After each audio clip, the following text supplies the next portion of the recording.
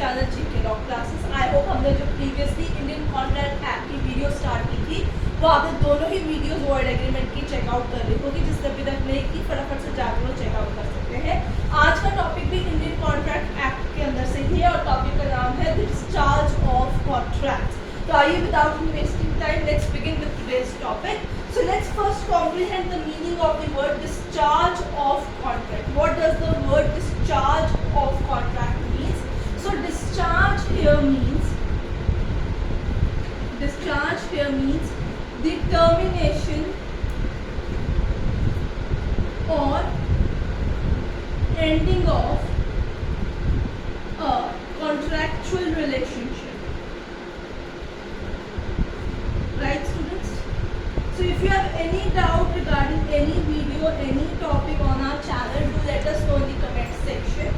So without that we cannot help you out. So अगर आप लोगों को कोई भी डाउट है, मैं अगेन हिंदी में भी कह रही हूँ, तो आप कमेंट सेक्शन में से मेंशन कर सकते हैं।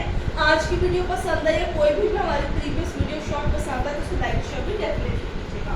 So the topic says that it will be the discharge of a contract. So discharge means a termination or ending of a contractual relationship.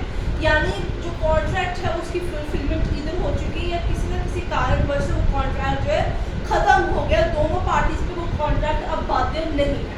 तो आइए समझने की कोशिश करते हैं what are the types of discharge your contract, यानी किन किन तरीकों से आप जो है पार्टीज को डिस्चार्ज कर सकते हैं फ्रॉम द कॉन्ट्रैक्चुअल ऑब्लिगेशंस, उनको कैसे रिलीज कर सकते हैं उनकी कॉन्ट्रैक्चुअल ऑब्लिगेशंस। सबसे पहले है performance of the contract. So first way of discharging the party from the contractual obligation is of course the performance of a contract. दोनों पार्टीज ए और बी जो उनकी रिस्पेक्टिव ऑब्लिगेशंस थी in that contract in that agreement वो उसे fulfil करें और contract को जो है ऑन द पॉइंट कंप्लीट कर दे by performing the specific task. Number 2 है म्यूचुअल अग्रीमेंट। दोनों पार्टीज एक पॉइंट पे आके डिसाइड कर ले कि भाई अब ये कॉन्ट्रैक्चुअल ऑब्लिगेशन आगे जो है हम सस्टेन नहीं कर सकते, इन्हें हम फुलफिल नहीं कर सकते। In that circumstances A party B को रिलीज कर दे कॉन्ट्रैक्चुअल एग्रीमेंट से या बी पार्टी ए को जो है खुद ही विद म्यूचुअल एग्रीमेंट जो है रिलीज कर they from the contractual obligations. ठीक है, सो वैसे म्यूचुअल एग्रीमेंट जो होता है ये डिस्चार्ज का एक सबसे वीक पॉइंट होता है क्योंकि म्यूचुअल एग्रीमेंट ज़्यादातर अप्लाई होता ही नहीं है। When we talk about in the Indian context for regard of contracts, तो हम बेसिकली डिस्चार्जमेंट के लिए performance of contract, breach of contract, impossibility of performance और नोवेशन रिमिशन ही जो है कंसिडर करते हैं। यही हमारे सबसे effective method of discharging of contractual obligations माने जाते हैं in specifically Indian soil. Right, अब आगे थर्ड कैटेगरी में चलेंगे discharging of contract. Talk about the breach of contract, यानी अगर हम किसी को कॉन्ट्रैक्चुअल ऑब्लिगेशन से रिलीज करते हैं तो उसका एक कारण ये हो सकता है कि there is a breach of obligation. एक पार्टी ने तो अपने सारे दायित्व निभा दिए जो भी उनकी कॉन्ट्रैक्चुअल ऑब्लिगेशन थी, बट दूसरी पार्टी जो मुकर जाती है वहाँ पे वो परफॉर्म नहीं करती अपनी contractual obligation. In that circumstances it will lead to the breach of contract, thereby discharging the party from further going for the contractual obligations and the result of which would be damages so claimed by the party who would sustain the breach on the part of other party. Right students, अब हम आगे चलेंगे। जो आज का हमारा major focus point रहेगा, आज का हमारा मेजर फोकस पॉइंट इस वीडियो में रहेगा the impossibility of the performance section number 56 and novation remission section number 62 and 63। तो हमारे यही दो मेजर पॉइंट्स आज हम डिस्चार्ज ऑफ कॉन्ट्रैक्ट के अंदर डिस्कस करेंगे।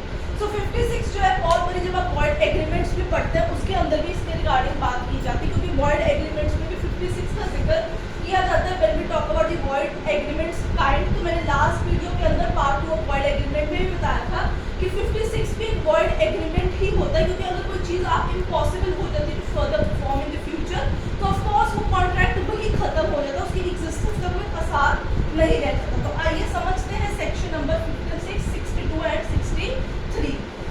तो आप फटाफट से इन सारे टाइप्स को जो है यहाँ पे पेन डाउन कर सकते हैं, वीडियो को पॉज कर सकते हैं, कहीं पे डाउट तो आप वहाँ पर हमसे पूछ सकते हैं। अब बात करेंगे सेक्शन नंबर 56।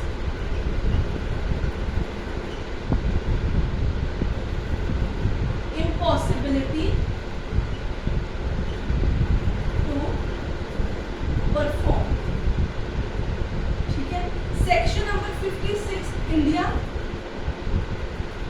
और इंग्लैंड दोनों में ही बहुत ही पॉपुलर कॉन्सेप्ट है और इंडिया के अंदर इसका कॉमन नेम जो इम्पॉसिबिलिटी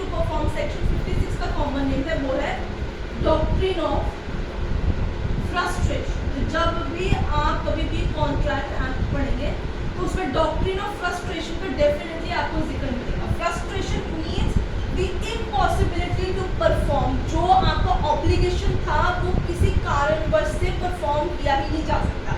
फॉर एग्जाम्पल, अगर आप सपोज कीजिए कि कोई आपका स्टूडियो है.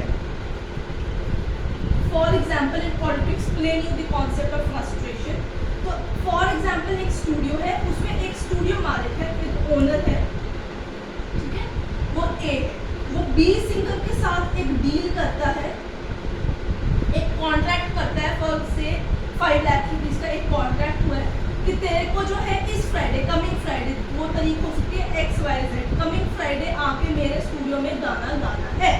बट नाउ बिकॉज उस स्टूडियो में अचानक से वेडनेसडे को आग लग जाती है, तो जो एरिया ऑफ परफॉर्मेंस है जहाँ पे वो कॉन्ट्रैक्चुअल ऑब्लिगेशन परफॉर्म होनी थी, सिंगिंग परफॉर्म करनी थी बी ने, अब वो जगह ही एग्जिस्ट नहीं करती, तो कहाँ परफॉर्मेंस करेगा. So because of the non existence of that studio due to the fire that broke down there on Wednesday, Friday वाला जो कॉन्सर्ट था या फ्राइडे वाला जो शो था वो कैंसिल हो गया. Now because of that cancellation of Friday show, that contract terms to be impossible to be perform. वो कॉन्ट्रैक्ट जो था वो इम्पॉसिबल हो गया परफॉर्म करने में, क्योंकि वहाँ पे फिजिकल इम्पॉसिबिलिटी आपके सामने आ गई कि फिजिकली वहाँ पे आप परफॉर्म कर ही नहीं सकते, क्योंकि 2 दिन पहले वहाँ पे आग लग चुकी थी स्टूडियो के अंदर. तो due to physical impossibility be singer जो था वो ए सिंगर के स्टूडियो में नहीं गा पाया. That leads to the discharge of the contract on the account of impossibility to perform. और उसका पॉसिबल नाम आता है डॉक्ट्रिन ऑफ फ्रस्ट्रेशन. यानी जो चीज़ परफॉर्म करनी थी, जो ऑब्लिगेशन परफॉर्म करनी थी, it got frustrated, it got impossible to perform और टू वेरियस रीजंस. तो वो टूट गई, वो जो आपकी जिम्मेदारी थी वो टूट गई किसी भी कारणवश से, इसलिए इसका नाम पड़ा डॉक्ट्रिन ऑफ फ्रस्ट्रेशन. ठीक है स्टूडेंट्स, अब मैं इसके अंदर आप लोगों को बताऊं. सो जब हम डॉक्ट्रिन ऑफ फ्रस्ट्रेशन की बात करते हैं तो इसके एक मैगजीन बहुत फेमस है, और जब भी सेक्शन नंबर 56 की बात की जाएगी, ये मैगजीन जो है डेफिनेटली यूजीसी के एग्जाम में भी आता है, और इससे क्वेश्चन भी पूछा आता है कि किस सेक्शन से डील करती है. तो मैं आपको मैगजीन बता देती हूँ. लेस नॉन फॉरगेट एड इम्पॉसिबिलिया. ठीक है, ये वो मैगजीन है, लेस नॉन फॉरगेट एड इम्पॉसिबिलिया, जिसका मतलब है the lord does not compel a man to do what he can not perform possibly. So कानून कभी भी किसी भी इंसान को जो है बाध्य नहीं करेगा या ज़बरदस्ती अपनी कॉन्ट्रैक्चुअल ऑब्लिगेशन निभाने के लिए नहीं कहेगा, जहाँ पे इम्पॉसिबिलिटी टू परफॉर्म जो है वो एग्जिस्ट कर जाती है. अब आप लोग पूछेंगे बार बार इम्पॉसिबिलिटी टू परफॉर्म में तो कौन सी इम्पॉसिबिलिटीज है जिसके कारण कॉन्ट्रैक्ट जो है नहीं निभाया जा सकता और दूसरी पार्टी को डिस्चार्ज कर दिया जा सकता है from there particular contract. So impossibility types, इनमें से जो किसी भी इम्पॉसिबिलिटी फ्यूचर के अंदर एग्जिस्ट होती है. नंबर 1 थिंग यहाँ पे आपको याद रखना होगा, the impossibility happens in future only. ठीक है, कॉन्ट्रैक्ट हो चुका है, होने के बाद इन सब्सिक्वेंट इवेंट्स अगर इम्पॉसिबिलिटी आएगी जिसके कारणवश आप कॉन्ट्रैक्चुअल ऑब्लिगेशन सामने वाली पार्टी नहीं निभा पाएगी, तो ये सेक्शन जो है लागू होगा. तो तभी इस सेक्शन के तहत उसको डिस्चार्ज फ्रॉम कॉन्ट्रैक्ट मिलेगा, तभी वो जो कॉन्सेप्ट है, वो ड्यूटी है, ऑब्लिगेशन ऑफ फ्रस्ट्रेट हो जाएगी. So impossibility has to happen in future only after making a contract. This has to be remembered all the time. तो हमारे पास 4 तरीके की इम्पॉसिबिलिटी रहेगी इसके अंदर. सबसे पहले जैसे मैंने आपको एग्जांपल दी, फिजिकल इम्पॉसिबिलिटी, राइट. दूसरी है लीगल इम्पॉसिबिलिटी. कल को बाद में पता चलता है कि वो जो पर्टिकुलर परफॉर्मेंस, वो जो एक्ट कंडक्ट करना था बी पार्टी ने, वो एक्ट इलीगल कानून की तरफ से घोषित किया होगा, या फिर किसी भी एक्ट के कॉन्ट्रावेंशन में आ रही है आपकी वो पर्टिकुलर एक्ट, तो भी लीगल इम्पॉसिबिलिटी के तहत आप डिस्चार्ज कर सकते हैं. सेक्शन 56 इन वर्किंग आ जाएगा आपके पास. फिर हमारे पास होता है इनिशियल इम्पॉसिबिलिटी. कॉन्ट्रैक्ट कर लेते हैं पर दोनों पार्टी को पता है फ्रॉम द वेरी बिगिनिंग कि वहाँ पे इम्पॉसिबिलिटी एग्जिस्ट करती है to perform the contractual obligations. फिर आती है सब्सिक्वेंट इम्पॉसिबिलिटी, जो बाद में कॉन्ट्रैक्ट होने के बाद फ्यूचर में किसी कारणवश अचानक से जो है इन एग्जिस्टेंस आ सकती है, जैसे फायर आने से उसकी प्लेस ही जल गई। So it was a subsequent impossibility as well as physical impossibility. अब हम इसके 3 केस लॉ देखते हैं जिसमें हमेशा ही क्वेश्चंस पूछे जाते हैं आपसे, तो वो भी आप केस लॉ जो है यहाँ पे मार्क कर लीजिए।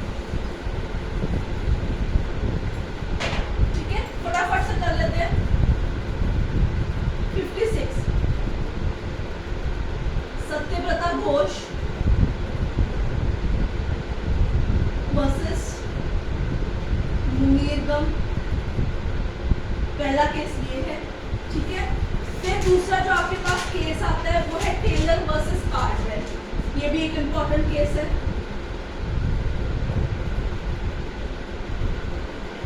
ठीक है, जब भी 56 पूछा जाएगा, डॉक्ट्रिन ऑफ फ्रस्ट्रेशन पूछा जाएगा, ये दोनों केसेस जो है इसके नाम आपसे डेफिनेटली खासकर यूजीसी के एग्जाम में जरूर पूछे जाते हैं, तो आपको ये दोनों केस लॉ जो है इनको याद करना होगा। 62, 63 की तरफ चलकर समझते हैं नोवेशन और रिमिशन होता क्या है। सो आई होप आपको 56 समझ में आ गया होगा, इसमें कुछ ज़्यादा इन डिटेल जाने की जरूरत नहीं है। Maximum types of impossibility, doctrine और केस लॉज ही आपने याद करने हैं। 62, 63 नोवेशन, नोवेशन माने सब्स्टिट्यूशन ऑफ, सब्स्टिट्यूशन यहाँ पे आएगा, the word is substitution, substitution of existing contract, यानी जो पहले से कॉन्ट्रैक्ट बना है उस कॉन्ट्रैक्ट में अगर चेंजेस आते हैं, ऑल्टरेशन आते हैं या उसे रिसेंड किया जाता है तो हम उसे नोवेशन कहते हैं कि पुराने की जगह नया कॉन्ट्रैक्ट इन एग्जिस्टेंस आ गया है। तो नए कॉन्ट्रैक्ट की जो टर्म्स है उसके अकॉर्डिंगली ही हम जो है काम करते हैं। पुराने जो एग्जिस्टिंग कॉन्ट्रैक्ट है उसके तहत पार्टीज जो है उनको डिस्चार्ज कर दिया जाता है। 2 तरीके की नोवेशन होती है, या तो टर्म्स ऑफ कॉन्ट्रैक्ट चेंज कर दी जाए, अगर कॉन्ट्रैक्ट के टर्म्स एंड कंडीशन चेंज हो गए तो नोवेशन हो गया, या अगर पार्टीज जो है दोनों में से एक है, दोनों ही पार्टीज चेंज हो गई तो भी नोवेशन ऑफ कॉन्ट्रैक्ट ही होता है। These are the 2 types of how novation is done. 63 remission. ठीक है, रिमिशन का मतलब क्या होता है कि जो प्रोमिसी है, पार्ट बी है, promisee discharge promisor from contractual obligations, वो अपने आप ही सामने वाली पार्टी जो है उनको रिलीज कर देते हैं, तो वो आपके रिमिशन के अंदर आ जाते हैं। This is means here that promisee agree to dispense with और remit the performance of promisor, या उसे रिमिट कर देंगे या टाइम एक्सटेंड कर देगा वो, कि अगर नहीं परफॉर्म हो पा रहा तो प्रोमिसर के लिए टाइम एक्सटेंड कर देगा, या वो सेटिस्फाई हो जाएगा इंस्टेंट ऑफ परफॉर्मेंस। इन तीनों कारण से आपकी रिमिशन जो है वो फुलफिल हो सकती है कि इधर प्रोमिसी प्रोमिसर को कॉन्ट्रैक्चुअल ऑब्लिगेशन से रिमिट कर दे, कॉन्ट्रैक्ट का टाइम फ्रेम इंक्रीज कर दे परफॉर्मेंस के लिए, या परफॉर्मेंस की जगह सेटिस्फैक्शन, भाई ओके फाइन नहीं इसने किया कोई बात नहीं मैंने कर दिया, आई एम सेटिस्फाइड, ये करके जो है रिमिट कर दे, उसे डिस्चार्ज कर दे कॉन्ट्रैक्ट से। So student this was all about the discharge of the contract, जिसमें हमने सेक्शन 56, 62, 63 पढ़े और टाइप्स भी जानने की कोशिश की। आई होप आपको आज की वीडियो पसंद आई होगी, पसंद आई है तो लाइक शेयर डेफिनेटली कीजिएगा और चैनल सब्सक्राइब करना भूलिएगा मत। I will see you